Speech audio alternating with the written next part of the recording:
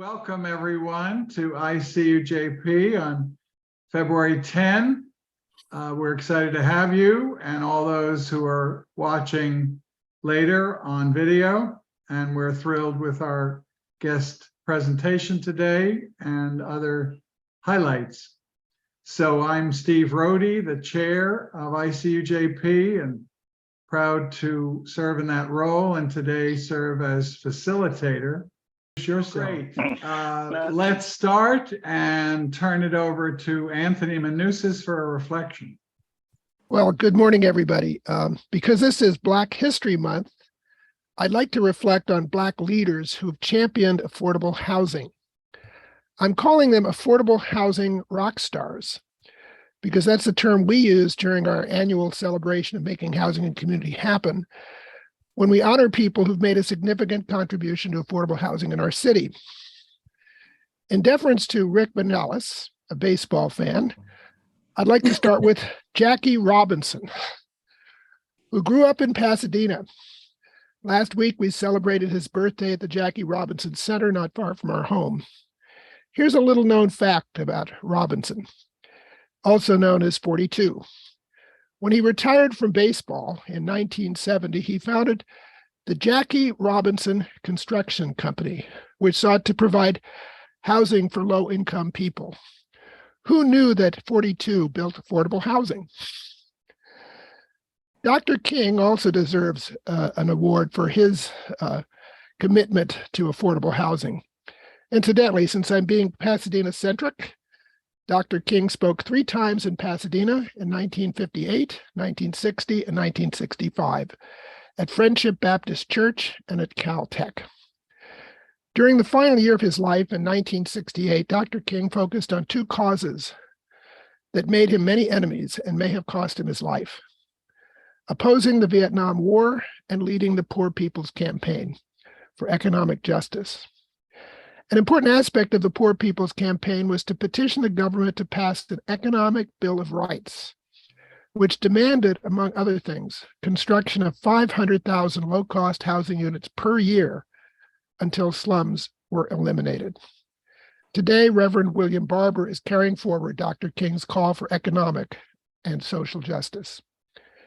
In 2018, my wife Jill and I partnered with Reverend Barber's Poor People's Campaign and made it the focus of the Palm Sunday Peace Parade, which lifted up Jesus as the Prince of Peace and attracted around 150 people of faith each year. 2018 was also the year when we started our nonprofit, Making Housing and Community Happen. One of the goals of MHCH was to start a community land trust, and Grace is on the board of that trust here in the San Gabriel Valley.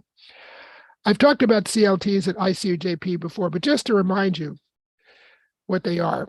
In a CLT, the trust owns the land and homeowners own the homes. Homeowners purchase their homes below market rate and agree to sell them below market rate, thereby keeping homes permanently affordable. It's a great model, and it was started by Shirley and Charles Sherrod, an African-American couple who also deserve an Affordable Housing Rockstar Award for starting the first community land trust.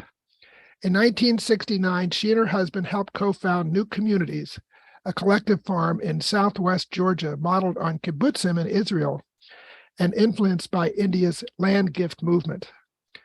New Communities served as a laboratory and model in the movement towards the development of community land trusts throughout the U.S.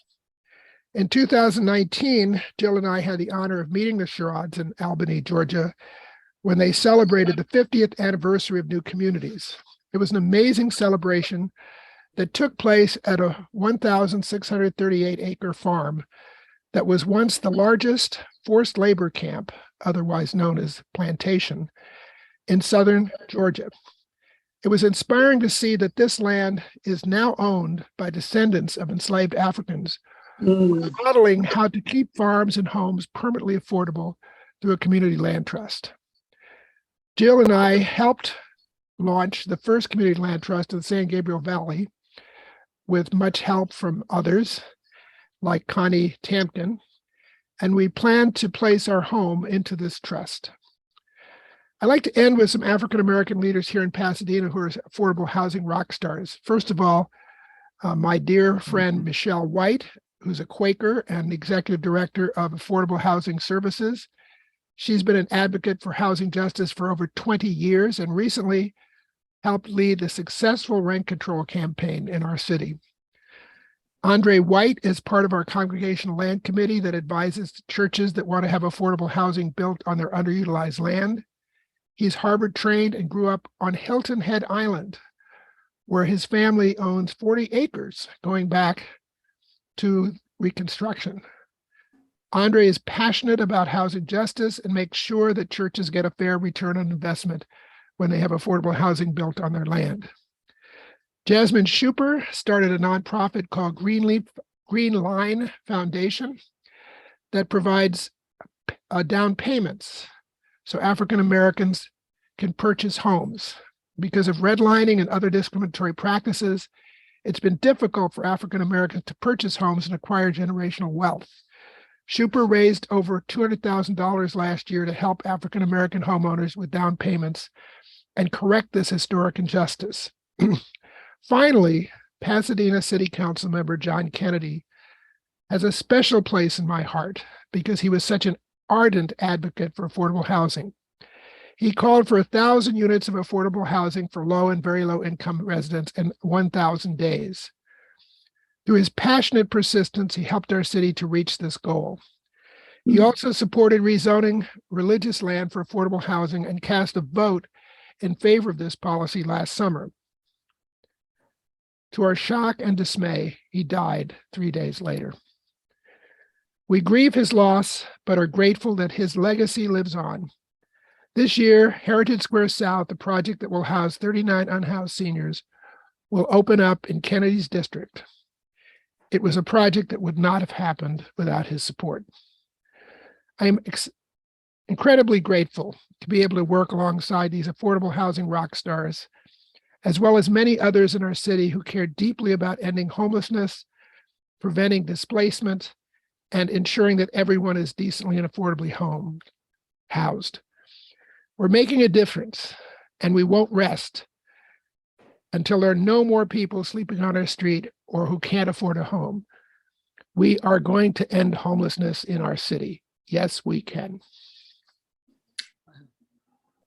Thank you, very much. Anthony. Let me just say, I so appreciate the work that you and Jill have been doing and really making a difference in Pasadena. And Jasmine Schuper, by the way, is on the board also of our Community Land Trust. So she's working in different ways to promote justice in housing.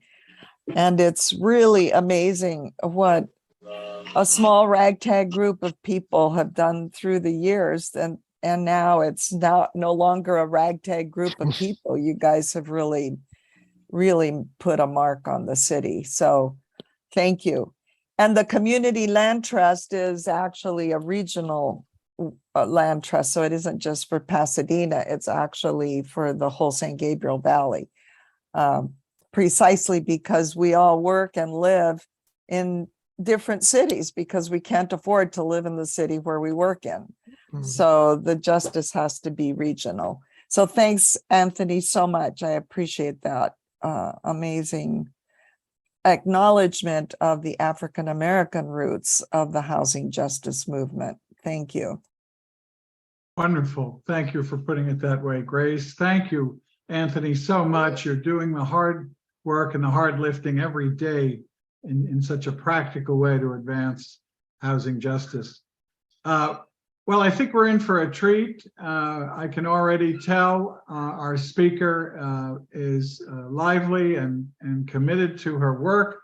I must say that I have a special affinity to CASA.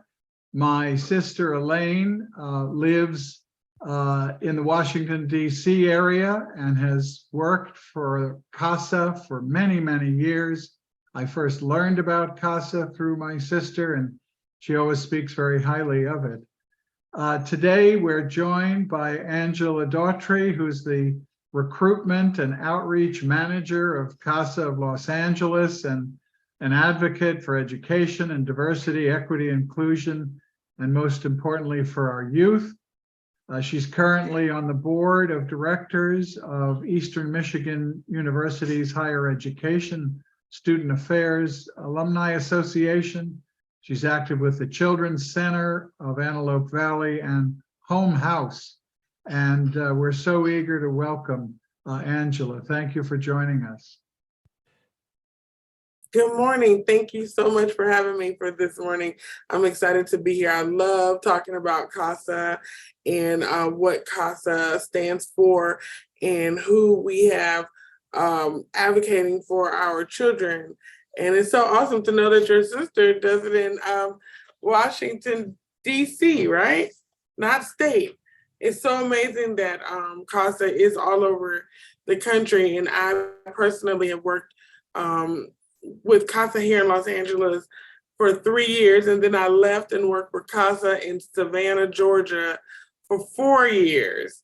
And then I was basically invited back to work here in Los Angeles and welcomed every moment of it. I got my start with advocating and activism right out of college. Someone said, "Oh, you'll be a wonderful social worker." Me not knowing what social work was, because I went to college for, I wanted to be an academic advisor. So I went same vein, it was the same vein, but totally different work. And I learned a lot in my 2 years of being a social worker. And I found that CASA, what I coined, not anybody else coined, is the happy part of doing social work, because you get to advocate for the children while they're going through foster care one-on-one. When as a social worker, I didn't have as much time to advocate the way that I wanted to advocate. So coming over to CASA gave me an opportunity to advocate one-on-one and to get to really know the youth as they go through the process of the foster care or the dependency system, depending on which name you call it. So would you like for me to go right on into our presentation now? Okay, perfect. I am going to share my screen and talk a little bit about CASA of Los Angeles, the need here in Los Angeles County, as well as just some of the volunteer requirements that we ask for, and then also show a small video, not in that order, but definitely I'll make sure I will touch bases on all of it. Just, I hit the wrong button.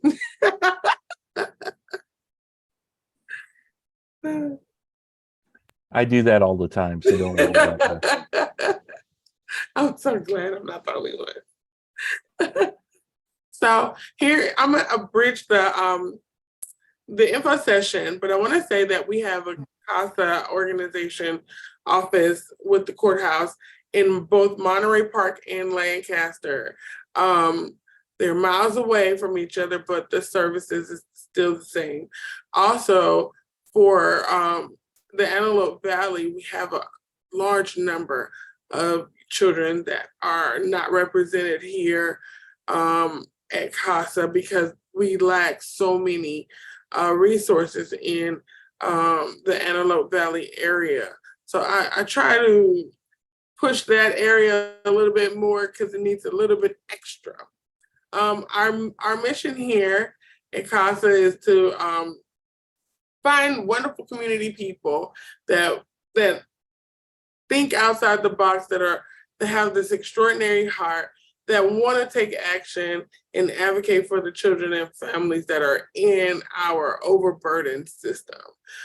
Here we have Sam. Sam has been with CASA for about 20 years, and that's Benjamin. He's actually adopted by our, she is now our, oh my goodness, chief volunteer service coordinator. She's amazing, and he's growing up. He's about 8 years old now. So it's good to see them every time I see this photo. We like to talk about how CASA started in 1977 because a judge needed assistance. He really focused on how can I get more information of what's going on in the daily lives of these children.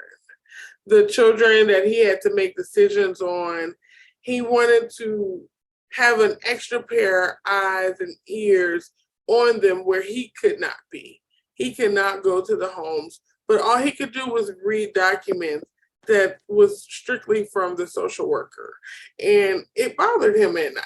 He wanted to hear more. He wanted to see what was really going on in his community with the children in his community. So he put a call out in the community and said, hey, can I get a few volunteers that will step up and be the eyes and ears? In that first call, he got about 50 people to join him.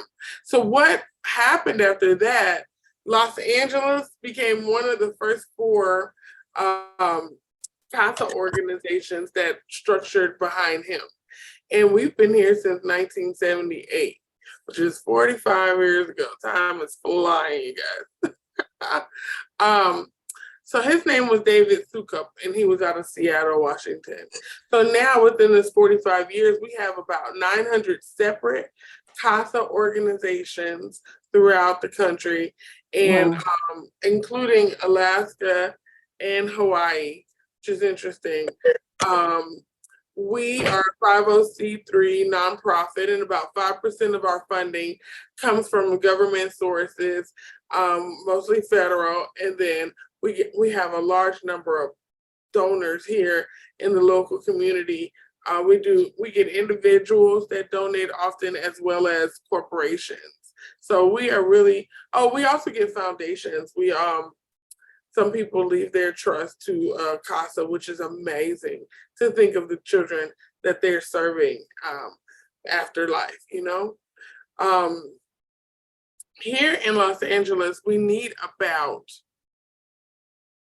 have about 200 kids on the waiting list. So we need about another 300 volunteers. So we're constantly recruiting and constantly trying to spread the word about what CASA does. At this time, for Los Angeles dependency system, it's about 35 children in care. And we can fill up the Hollywood Bowl 3 times.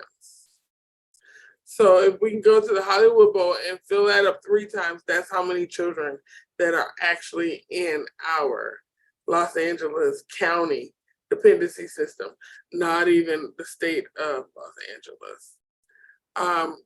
So the social workers, the attorneys, and the judges are the 3 key people that we interact with in order to make sure that our youth are getting the services that they need. However, the social worker, the CSW, they have caseloads of 35 kids and up. They are definitely overworked and do not have the support that they need as they go through helping each of the children that they encounter. Then you have the children's attorney. They have about 220 children on their caseloads at any given time, as well as the judge may have about 1,000 children on their caseload. What we often say is we, as the CASA volunteer, we are the constant in that child's life.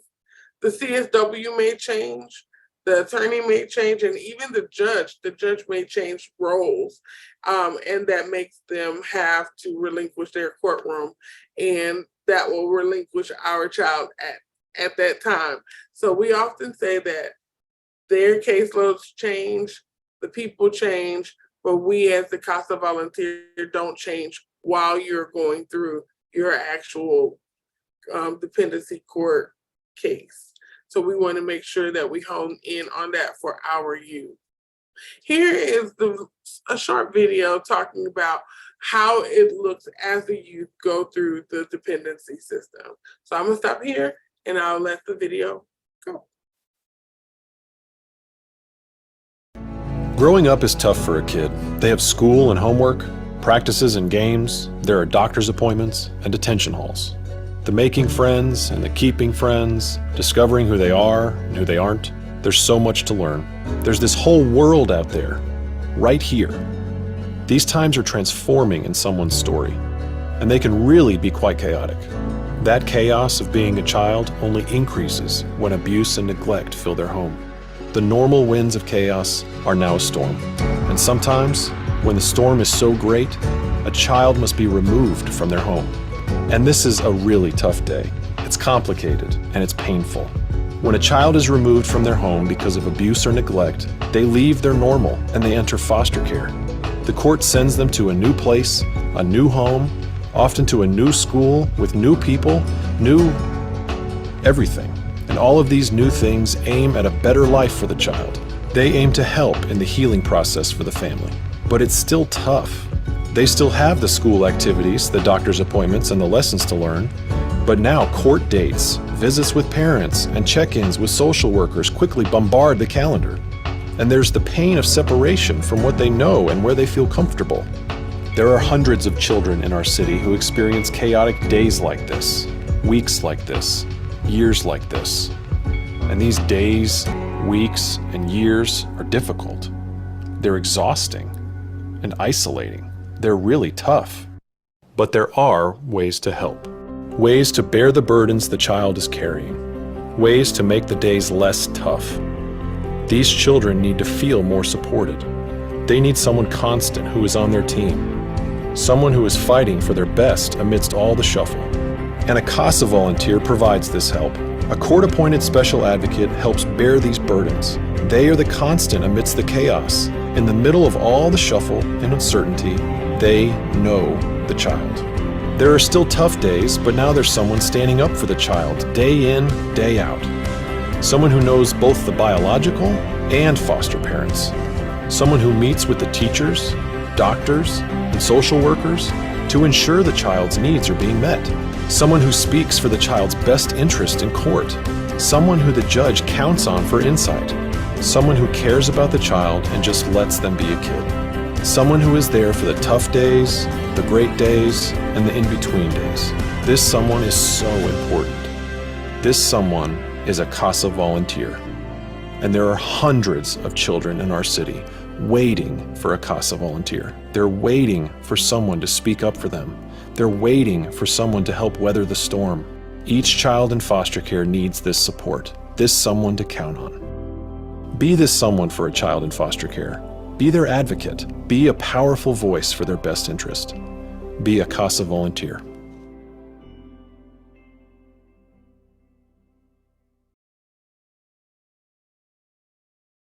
Every time I see this video, I hear something different.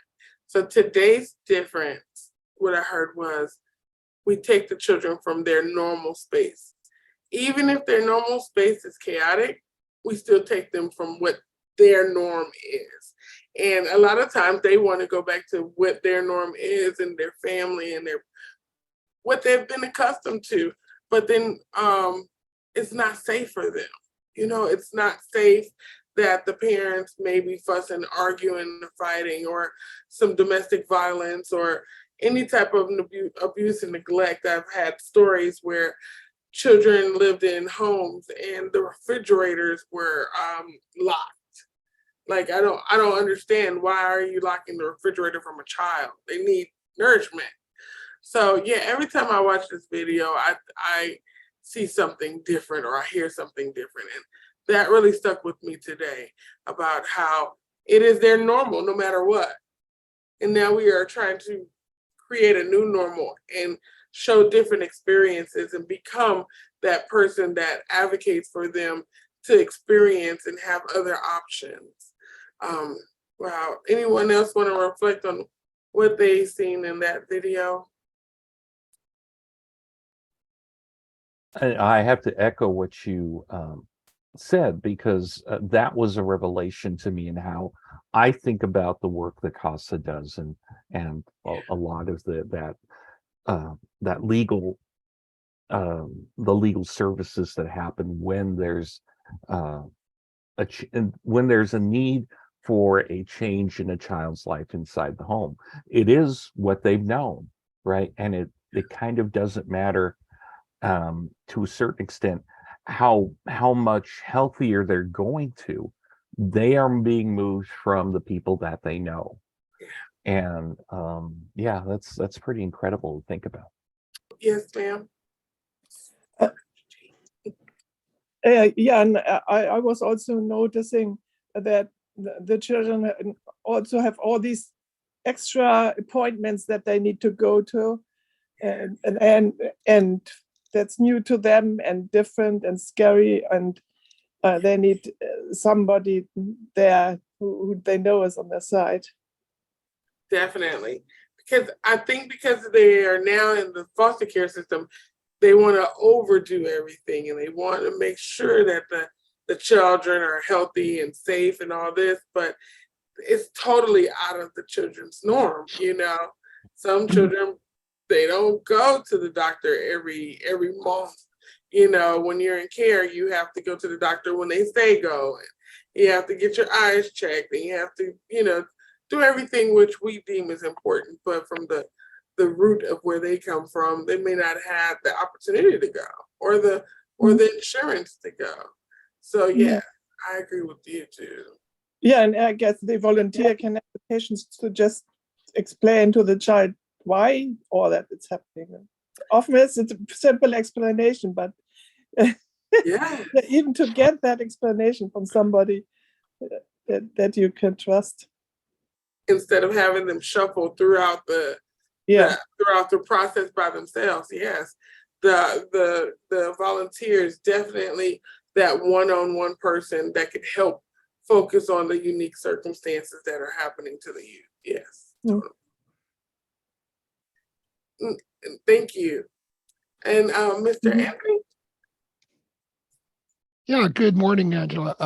Again, I want to echo what other people have said. This sounds like an incredibly important and worthy program. And I'm just so grateful that you shared with us today. But I have a couple of practical questions. I'll sum them up. First of all, how are volunteers trained? This is a big responsibility. Secondly, what is the follow-up training once they've been trained and they've been working? Is there a way that they're evaluated and can improve their skills and their back and so forth? So what is the training process and the evaluation process for these volunteers? Right after I complete this video, I'm going to go to another screen that will show the outline of how we do the training. The training is 5 weeks, and actually right now it is online, and it's hybrid. Actually, you meet with the group and then you do some homework, and that's on another program on your computer. Then you meet back up and you speak about what you've learned and how we shape your thoughts and practices.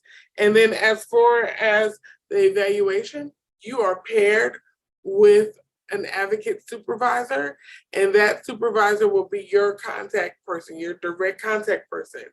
In that time frame, you will also do continuing education.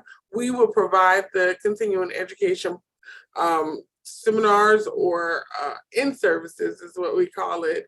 And then we'll also, if you have a book that you've read or you've seen a movie that spoke of the injustices and the justices of the society, you can present that also as your curriculum, the 12 points or the 12 hours curriculum that you need to complete throughout the year.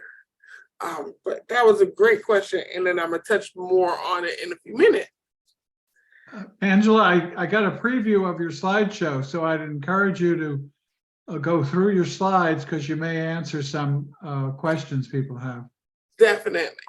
So I'm going to talk about court appointed. I'm only going to touch on the highlighted areas because I want to push the court appointed and the intensive advocacy. So the court appointed is when you make it through the training and you learn how to write a report, and the judge will actually swear you into court. Like you raise your right hand and you repeat the oath, and you are then appointed by the court. You have documentation saying this is who you are. The intensive advocacy comes from that, because with those documents, you can go to the court, you can go to the school systems, and you can go anywhere and get any information on your child without hesitation. We almost have more rights than a parent, because sometimes they have to jump through different hoops in order to get this information. With our intensive advocacy and our court appointment, we are able to go right in and gather this information. Sometimes people give us pushback, but we just fax over or email over our documents and they give us the information right away. The one-on-one relationship, we build a one-on-one relationship with the youth to build that trust and let them know that we are there and we are here to support them as they go through this experience. We want to make sure that they know that they are not alone. And even if we don't have the proper answers, we will be their personal advocate to get the information they need. Oftentimes we talk about children that fail because they can't see the board. Well, a lot of times we don't know to ask them, hey, can you see? You know, we've had a volunteer ask them, can you see? And we were able to get that youth some eyeglasses so they can actually see the work, and their grades soared tremendously. And it was all based on, you know, the training and the experiences that we've experienced as adults in our line of questioning to make sure that they have what they need. As far as abuse, neglected, and abandonment, majority of our children have experienced one or all three of these at any given time in their short period of life here. And we want to make sure that we don't do that. We want to make sure that we protect them as they go through the dependency system, and we are there as they have a different way of life manifesting. See? And then here's the CASA activities. So this is where we ask you to connect with their youth, as well as attend the court hearings and make sure that we are advocating in a more structured manner. So we ask that you visit the child at least once a month. Normally at the beginning, you tend to meet them a little bit more, but we ask that you meet with them once a month and that you meet with their team. We don't ask that you meet with the team once a month, but it kind of goes hand in hand because we are information gatherers. And so we want to gather the information from the team to make sure we know what's going on, especially when it's time to go to court. Because we want you to attend the court. The judge will ask about your opinion, your thoughts, and your interactions as you interacted with the child. They don't necessarily ask how you met with the team, but they definitely want to know about the child.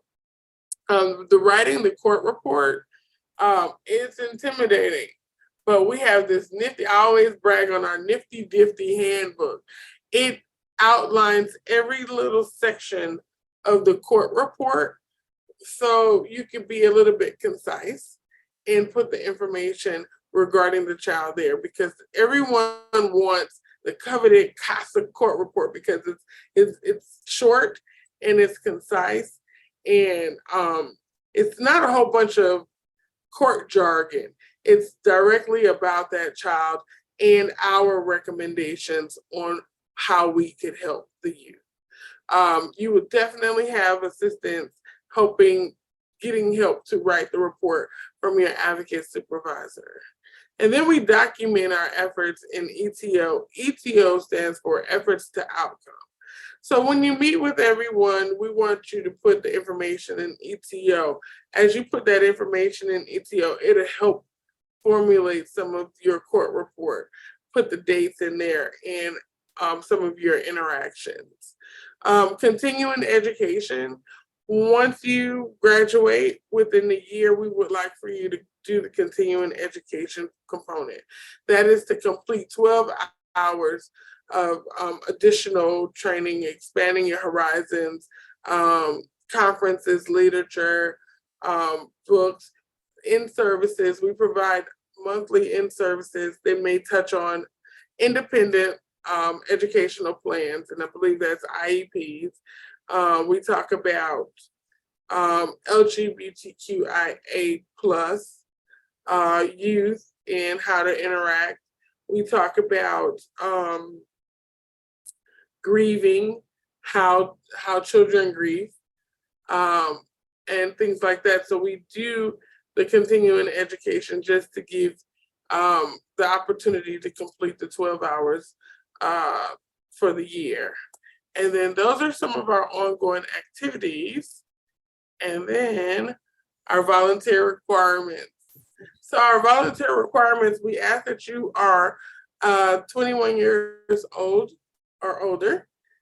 We ask that you commit an hour of 15 hours a month and 18 months to volunteer. So the average time for 15 hours a month, it can ebb and flow.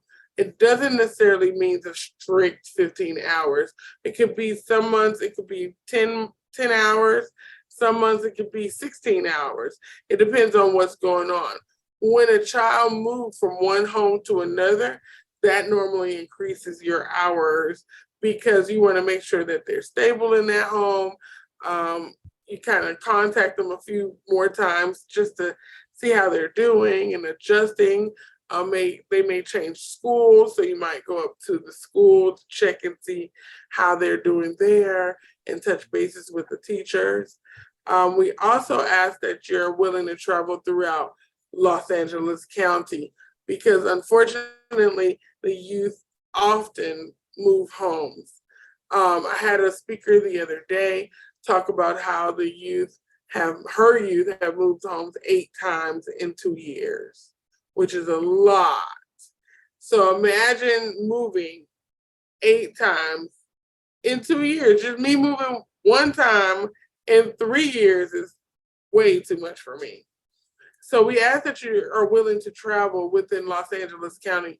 You do not have to go outside of Los Angeles County at all. But we ask that you travel within Los Angeles County to visit the youth. Skills, we ask that you have communication skills and comfort with the computer. Everybody in the computer has been phenomenal lately, right? This Zoom thing throws us off for a loop sometimes. But we are here to support you either way. And then we ask that you have traits like compassion, patience, because dealing with other entities and other departments, you definitely need to pack your patience and your flexibility. We ask that you are responsible and show some cultural humility because we all have different cultures. And here at California, Los Angeles CASA, we have a large number of Black and Brown youth that are in foster care system that we would like to make sure that we support as they go through the foster care system. And then, of course, we'll zoom in when I say all that. So here's the map of Los Angeles County. And also we have the 2 courtrooms are the stars on the actual map. And we do service all the areas except for the Catalina area. And a lot of times on the west side cities, they go over to the Ventura CASA organization. And then there's also an Orange County organization as well. And it's San Bernardino County. So the last thing is the application process. The application itself is online. I can provide a link to that as well. Then we will review the application. We ask that you have 1 professional reference, and we ask that you write your 7 years of employment. If you're retired, just put retired and your last employment. For an interview, we invite you to an interview. The interview lasts about an hour and a half. We talk about numerous things. And once we get past the interview, we will invite you to the training. The training is 5 weeks. It's online via Zoom. And then there's another program, I believe it's called Moodle. And you go on there and it's simulating different scenarios for you to go through the process of DCFS and to learn more about them. After that, there's a graduation. I skipped the middle one because it was court observation. When we were in person, we would do a half day of court observation, and then we would do the actual graduation ceremony and in the courtroom, take pictures and have cake and ice cream as well. But since now everything is on Zoom, we skip down to the graduation and celebrate you more a different way, but without cake and ice cream. And then that particular day, we pair you with your advocate supervisor. Your advocate supervisor will be your go-to person. If you have any questions, if no question is too small for them, they will walk with you throughout the whole process. They will walk with you throughout the process of meeting your youth. They will walk with you throughout the process of going to court for the first time. And they are there to help you be confident in all the things that you have done, or all the things that you have done and will do as you go through learning more about being a CASA volunteer. I love our advocate supervisors. They have hearts of gold and they are very well full of knowledge. So we like to make sure we pair you with them and then help you with your advocacy. And then that will be the short version of our presentation. We ask that you follow us on social media and then also check out our website just to see if you'd like to have the statistics on how we impact the community, how we are doing as a organization as a whole. All that information is on there for our impact report.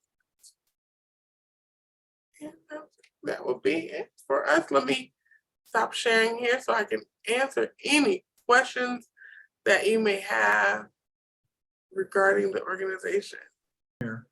Angela, we'll start with Rick's question. Yes. Now, this is a great presentation because I learned a lot about the organization, and it's good to know that through the years, through the years that you guys have been around, you've streamlined a process to make it easier for someone to come on board and learn the advocacy process and how that works.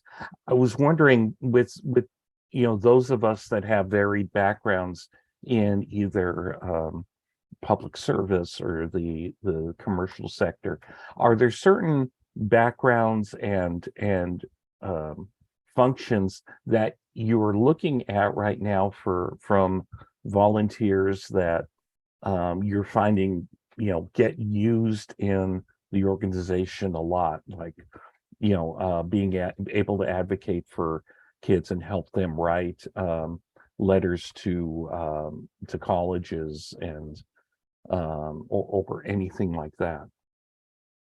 Oddly enough, Rick, no.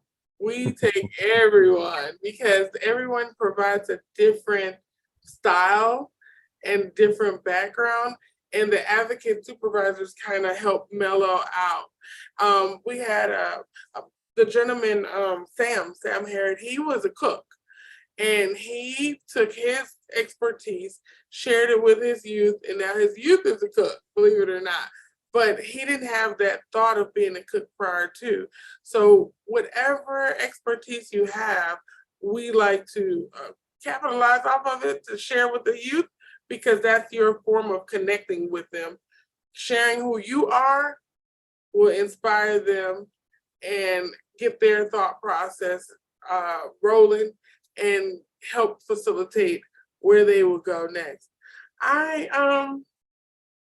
No, across the board, we've had teachers, retired teachers.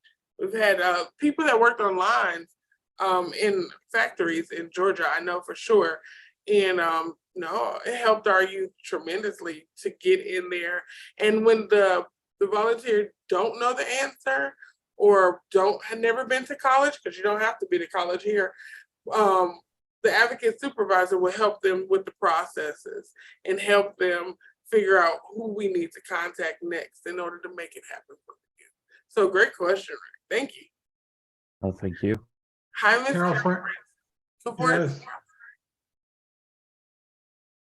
Carol Francis. Oh, hi. Thank you. I'd never known this project existed, so it's great knowing it. As a screenwriter, I watched just last night a table read, a filmed table read of a screenplay somebody had written and was trying to get produced about the system. And the two main characters are a young trainee who thinks that this family is just horrible and the child should be taken away, and somebody who had been working with this family for about 8 years and sees it, you know, it's probably a better place than a foster home. And so it's an interesting dynamic there. So if you want the link to it, I'll send it to you. Please. All right, I will do. My question is this: there's an organization here in LA that advocates for women, particularly women of color, who are having their children taken away, and they believe that racism is played out in the court, and that a Black woman is more likely to have a child taken away and put in a foster home than a white woman. And very believable to those of us who know how systemic racism is in this country. But do you run into that? We do. We do. And as advocates, what we do is we fight for the child, which will inadvertently fight for the family. We want to make sure that we are doing what's in the best interest for that particular child. So inadvertently, we will build relationships with the foster parent. We will build relationships with the actual biological parents. And if we see that they are totally doing what their social worker is asking them to do, and then they turn around and get adverse results, we go for bat for them as well. And the judge definitely listens to our concerns. They want to know what we think, because technically we are the eyes and ears for the judge. So we are the unbiased eyes and ears for the judge. So we want to know what's going on. We want all the information. We talk to everybody and we gather that information to make a sound decision and a sound recommendation as we go to court. So when we see things like that, I think it gets our blood going and we go for the gusto. And, you know, no matter what, I have found, I've been with CASA and doing advocacy work for over 10 years now. All the children want to be home with their parents. They love their mom, their dad, no matter if it's drugs, alcohol. They want to be home with their parents. And some of the circumstances just don't allow. Unfortunately, we as a CASA volunteer have to explain that to the children and how it doesn't work in their favor. And then how we're trying to get help for the parent as well. So it's so interesting, so many layers of advocacy here, but we definitely try to make sure that we are unbiased and that we advocate for what's in the best interest for the youth. Thank you. I wanted to ask some practical questions and then a follow-up question. So all of the children that CASA addresses are already in the foster system. They have been found to need either protection or parenting in the foster system. Is that correct? That is correct, yes, sir. And I think you had a slide on this, but how many children does each volunteer on average in a supervise? One. One. Yes. Oh, so you don't have a multiple caseload. You're just looking after one child. Correct. And if go ahead. you and a spouse or you and a friend come together and want to take a case of 2 children, you know, you can do that. And then both of you guys will work together, but we like for you to be one-on-one. Good. That explains how you balance the demands of the time and not make it more difficult for the volunteer. Does this go on from tiny infants to kids who are 18 years old? Yes, yes. I'm actually 21 because we are doing the aftercare when they sign themselves back in with the AB 12. So we do work with them up into their 21.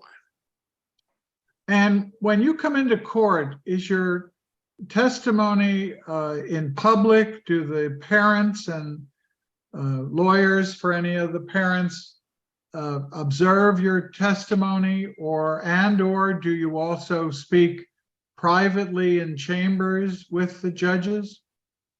No, what happens is you have your report.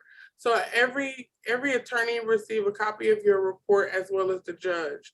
When you're in court, yes. When you're in court, yes, you're there in court, but you don't have to speak your report at all. It's already said, they've already discussed it by the time we actually have that hearing. A lot of times the judge may ask you, how's the case going? How's the youth doing? Things of that nature. But for the most part, it's all written first, and it's not necessarily addressed by you per se, but definitely by the judge. If you've observed some abuse, you will put that in your report. Can a parent question the veracity and accuracy of your report in some way? If we've observed some abuse, we are mandated reporters, so we have to actually report it, and you can report it anonymously. So we'll do it in that manner rather than doing it in your actual report. Right.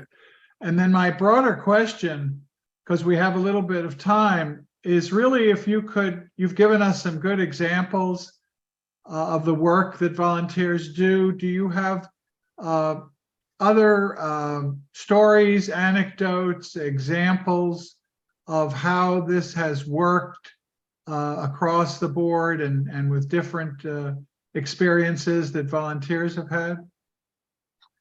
Yes, I do. Myself, I've been a volunteer here in Lancaster, Palmdale area. That's where I live.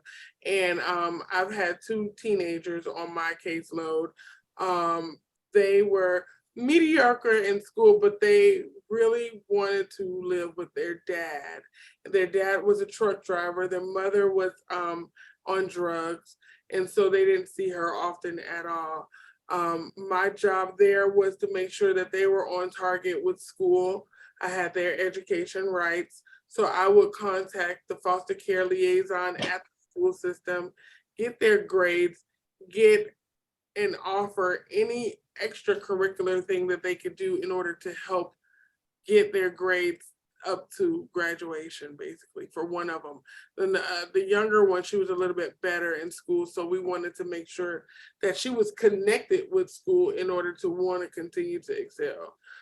In the home life, they were living with a foster parent. They called her grandmother. They knew her. She actually was a foster parent for their mother. Oh, wow. And so, yeah, it was a generational thing, and they loved her the same, and she loved them. She advocated for them for, like, she needed help with clothing and things of that nature, and so she would advocate for them at different organizations to get them what they needed. She was very hands-on with them, so that made my job a lot easier because she made sure that they were in line. And they were home, and they were following her rules and regulations in the home, because a lot of times you don't understand the difference in not having structure to go into like a really strict home. So that was my first volunteer youth. My second one was not the same. The second one dealt with human trafficking. I was in Georgia, and the judge appointed me to be with the young lady that was human trafficked. She would her mother had passed away, and she was raised by her dad who was older and her grandmother, of course, which was much older. So when she became a teenager, she got with older gentlemen that weren't in school. They found out that, you remember the stranger danger when a car will pull up to you and say, "Oh, you're so beautiful, you could be a model," and things like that. She was a victim of that. So they told her that she would be a model, and they would show her these new things and these new ways, and they would show her how to dress differently. And they took her into a hotel room and groomed her and taught her how to sell her body. And the judge wanted me to figure out a home that can help her redirect her thought process so she wouldn't feel like she needed this man and this woman to love her in order to be accepted. So from there, we moved her to Atlanta. Atlanta is about 4 hours from Savannah. She ran away from the home in Atlanta, and those people went and picked her up and took her back to Savannah and did like violence, and they abused her physically, they abused her sexually, and then something happened where the gentleman shot another man.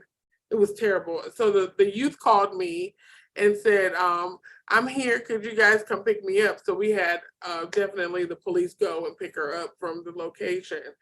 And we put her in another home, and I would go up there to visit her, and I would talk to her about different ways of how to empower herself, to not be associated with these particular people. Now she's doing better. She was placed back to her grandmother's house, and her grandmother moved from the house that she was in. Her grandmother had a different focus on how to help her. And her father, he was there as well. So they had to change their mindset in order to help her to keep them away, the other outside noise away. She finished high school, which was good. And now she's working on working and just trying to do what's better and get a car, a little bit the older teenage stuff. But I was emotionally, I was all over the place because I was worried about her. I was trying to figure out, how can I make things happen? How could I tell the judge what's going on so we can provide her more protection? How do we keep her from wanting to be in the street? And I remember asking the question as a Christian myself, like, how do we provide hope to children that never understood what hope was in the first place? So it's very emotionally taxing and emotionally rewarding, as well as challenging to your thought process, because you think and you remember how your life path has gone, but never discount these youth as they go through their life path and how they have to get more information or more love or more consistent people around their life to cover them as they grow up and be 21-year-olds and productive citizens. So those are my two experiences as a CASA volunteer / employee. Those stories are so meaningful when you hear about actual cases, and we're so grateful for the time and effort. Those cases, I imagine you spent more than your allocated 15 hours on those cases, and we're very grateful for that. Did I see Carol Francis's hand? Yes. Yes. You're okay. Thank you so much, especially for that last story, because the whole idea of inspiring hope for somebody who has never experienced hope, that blows my mind. Would you put your email or contact info of some sort into the chat for us, please? Yes. Thanks. Yes, that was one of my personal struggles as I was a volunteer. I'm like, wait a minute, you guys, do you not understand that You know, how do we show a teenager that there's a whole nother way of life? Because they already know, right? The teenagers already know that this is how they want to do everything. This is what they want to do. So it was difficult, but what was rewarding for me was when I showed up in Atlanta and she was like, "You're here? What are you doing here, Miss Daughtry?" You know, and she was like, "Oh," or "Oh, you get on my nerves. You're everywhere I go." You know, those type of statements really touched my heart because I was wherever she went. I did show up. And even when I left and came back out to California, Los Angeles, the attorney and I had a relationship. Her attorney and I had a relationship. So even when they met, sometimes they would call me on FaceTime to make sure, you know, that I was still connected, even if I didn't have a cat in the fight, dog in the fight. I didn't have anything to do with the case anymore. But just to let them know that I was, you know, a part of her life, you know. Yeah. It was great for them to reach out. I understand in the state of California, the legislature adopted a policy that makes a goal family reunification, that it is the goal to have children and parents reunified in a safe and healthy atmosphere. What kind of training does CASA provide, and what are the experiences? Because it's easy to announce a policy like that from the legislature, but it's a far different question when it comes down to human relations and the dynamics in a household.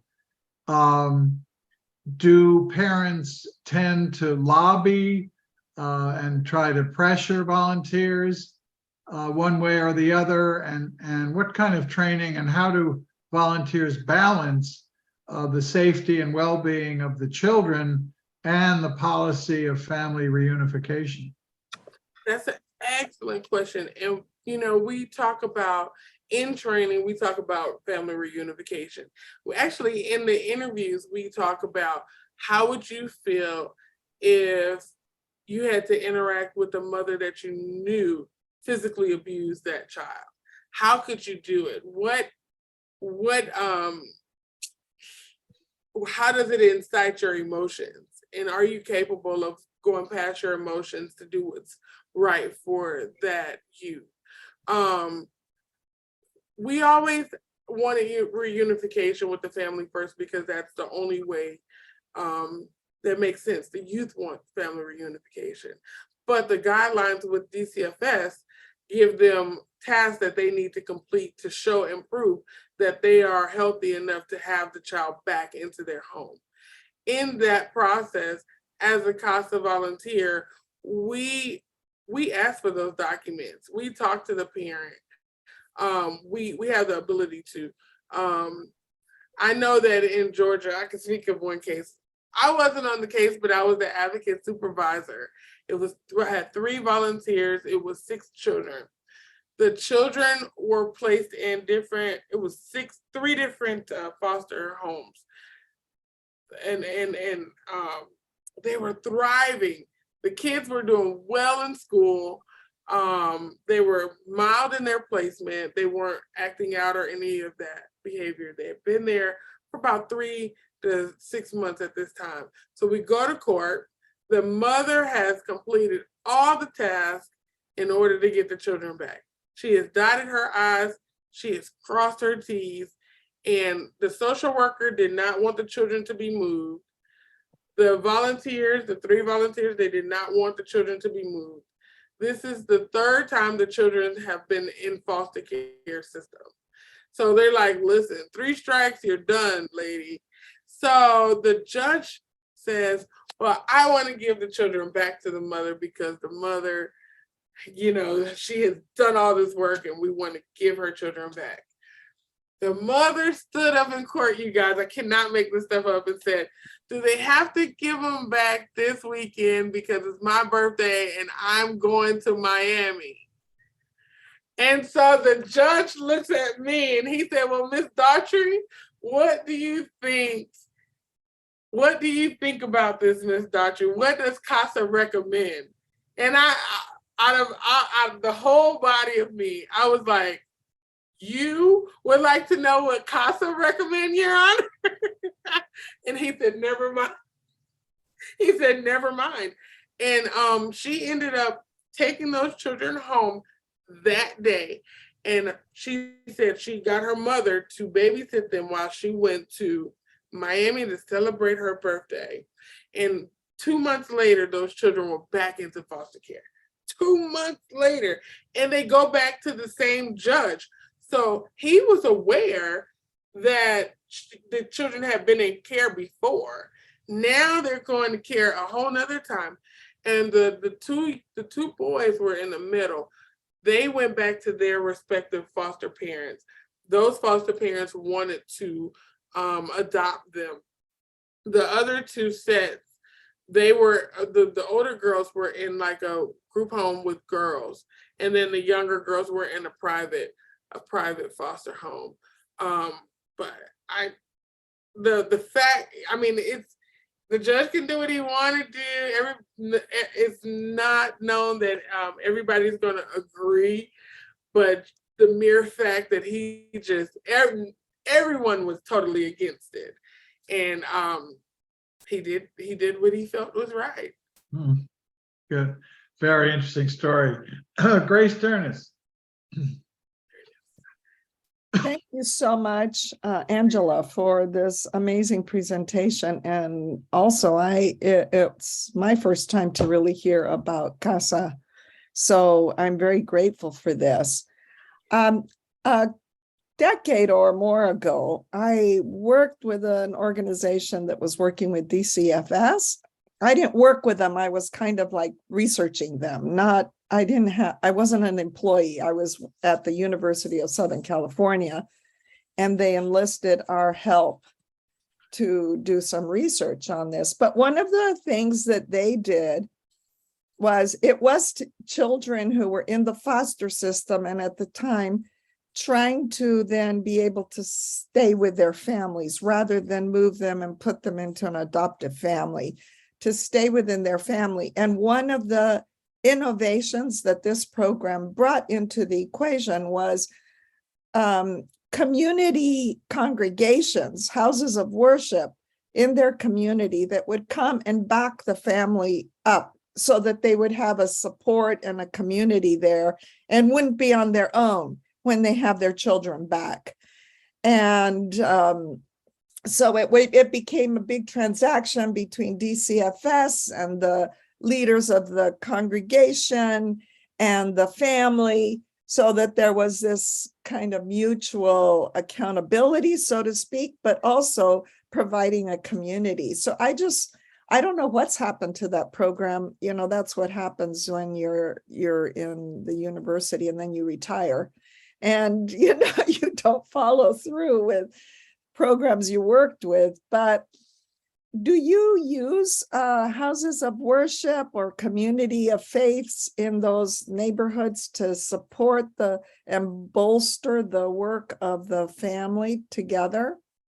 That would be phenomenal, because we would have a great effect of keeping the children and not having that recidivism, you know, back into the care. That would be awesome. I never heard of it, but we do go out to, as far as recruitment and outreach, we do go out to different churches and spread the word about CASA. But if we had it to where they would back them up like that, that would be amazing. That would be amazing. Well, just a little thought then for some future. Thank you. I'm gonna write my notes to try to figure out what the college system has.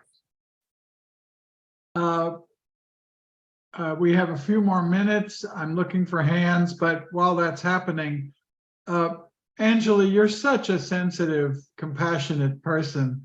I wanted to ask almost a more philosophical question about the youth of America. We are told, you know, you talked about hope and instilling hope. We hear about all the challenges on social media, of addiction to social media, of teen suicides, of anorexia and body shaming, and just a range of issues that our youth are confronting. What's your take on all of that these days? And, you know, within the confines of your program, do you see signs of optimism among young people? Do you see despair and hopelessness? I mean, what's the range of experience that you're aware of? Well, I'm gonna start from the back. Yes, I've seen the whole gamut of it all.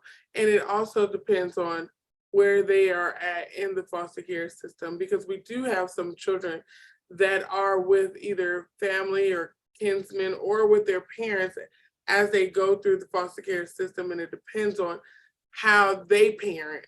I often say I'm so grateful I was not born during the time of social media, because I think it really shapes who you are and how you see yourself. And I remember just being able to play outside and just enjoy the whole day rather than sit in front of the television. My dad did not like that at all, so I didn't do it. But I believe that if our youth did not have complete access to the internet as a babysitter, that may change some ways of their thought process. But that's just my personal thinking. With CASA, you do see the whole gamut.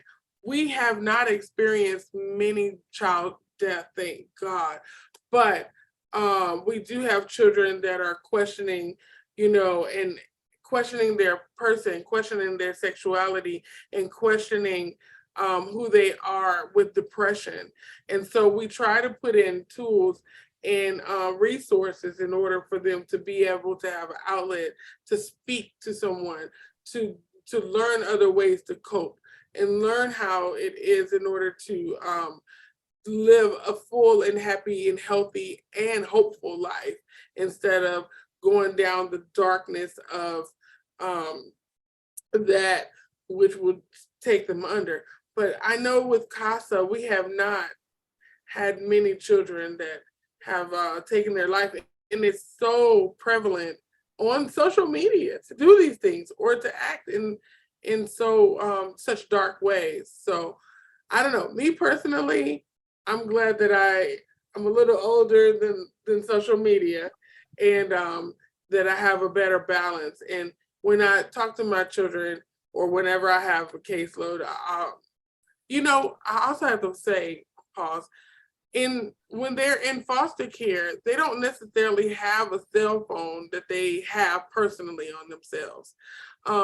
Sometimes they may have access to the computer, but we can also ask the foster parent to monitor that as well, and to monitor how much time they have on these gadgets. So in my retrospect, as I'm speaking, social media does play a major role, but also our children may have limited access to social media as well, which is interesting, because at one point the state of California were pushing free phones for our youth, but nobody really followed through to get the phones, so they had to adjust the initiative. But with social media, it scares me, and I know that it takes away a lot of the hope that the youth have, and I don't like it. It's such a challenge. I personally, I think it's a question of social media literacy. Eventually, kids are going to get access to social media, and can adults and parents and CASA volunteers, can we play some role in a healthy approach to social media, and to not just exclude it for 18 years and then have it drop on them, Right. at that point. So that, I mean, it's a huge, complex issue. Yes. Rick, So, no, all of that is taken very well. I did put in the chat the website for CASA of Los Angeles. And also, I noticed that you guys are having a gala. It's the big annual gala that happens. It's April 20th. So, if people want to find out about that, get tickets. All that information is in those links. Yes. Thank you.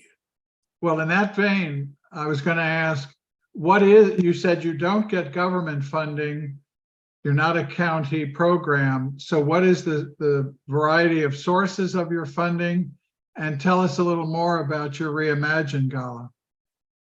And so our Reimagine Gala, we have people from all over the state actually come and celebrate CASA with us. And we also complete auctions.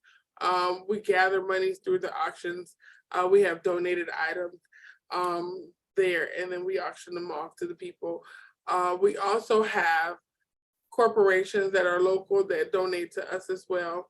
California CASA also is a great supporter. California CASA and National CASA donates to us as well. Our phenomenal CEO, Charity, she goes out and solicits donations as well. We have long-term donors, and then we also have donors that have given trust and funds after they passed away as well. So we do get a lot of resources from different areas. We also have what's called Art and Wine. We do a fundraiser, and it's a fundraiser auction for CASA. And then we also do things like the 5Ks, and some of the local organizations like coffee shops donate to us also. Just a wonderful program. What is LA CASA's annual budget? Do you know? I don't know CASA's LA annual budget, but I will tell you that it is on the website under, tell you exactly where it is, our work, and then it's our impact. There's a document right there. Yes. Yeah. Well, I learned a new anagram, ETO, efforts to outcome. I'm going to start using that. Angela, we are so grateful for your presentation today. We're even more grateful that you wake up every morning, you do this work, you recruit and help train these volunteers. It's an extraordinary program. I know a lot of people learned about it today for the first time because of my sister in Fairfax County back in Virginia. I've known of it through her. It's an extraordinary program, and we're so grateful that through ICUJP's Friday forums, we're able to spread the word on programs like yours. I think every one of us is moved and will carry this information forward. This program's been recorded, and Rick is very good about posting it. You're a great ambassador for CASA in terms of your presentation today. I will finish with a personal note that one of the issues that ICUJP cares deeply about is the criminal injustice system, mass incarceration. We oppose the death penalty, and there was a poster at one point which showed the simple childhood photographs of men largely on death row. And the poster was meant to communicate that everybody who is being judged by the worst thing they've done in their lives, who has gotten ensnared in the criminal legal system, they were all children at the early stages of their life. And how different could the paths of their lives have been if they had a CASA volunteer, if they were in foster care, or if they just had a big brother or a big sister or someone who cared about them, or frankly, a parent, an uncle, a brother, a sister, a cousin. So we do believe that this kind of involvement matters. It matters to young people, and it can be instrumental in changing the direction of their lives for all their years to come. So, Angela, thank you so much for the work you and CASA are doing. Please tell your beautifully named chair, Charity, that we appreciated your presentation today, and individually, I think a lot of us will take a much greater interest in CASA. Thank you, Angela. Thank you so much for having me. It's been my delight to just talk about CASA and the things that we do. I absolutely love what I do every day, and I absolutely love the mission of the organization.